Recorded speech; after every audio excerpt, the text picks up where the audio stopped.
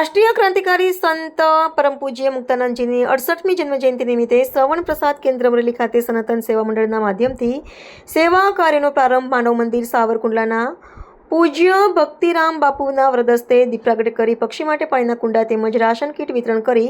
સનાતન સેવા મંડળની સેવા પ્રવૃત્તિનો પ્રારંભ કરવામાં આવ્યો છે.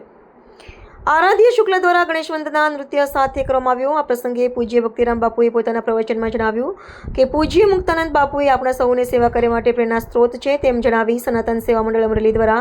સેવા કાર્યો માટે બળ મળે તેવા આશીર્વાદ પાઠવ્યા છે. આ પ્રસંગે અમરેલી જિલ્લાના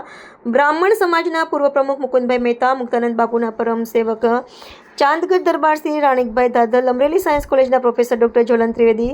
શ્રવણ પ્રસાદ કેન્દ્રના મેનેજિંગ ટ્રસ્ટી ભીખુભાઈ અગ્રાવત, શાસ્ત્રી રાજેશભાઈ મહેતા, પૂર્વ પીએસઆઈ જીતુભાઈ દવે, રવજીભાઈ કાચા, રાજગોર બ્રાહ્મણ સમાજના પ્રમુખ ભરતભાઈ મહેતા, કવિશ્રી શીલા મહેતા, હકુભાઈ ચૌહાણ, અનિલભાઈ જનાવર, વિક્રમસિંહ ઝાલા વગેરે મહાનુભાવો ખાસ ઉપસ્થિત રહ્યા હતા.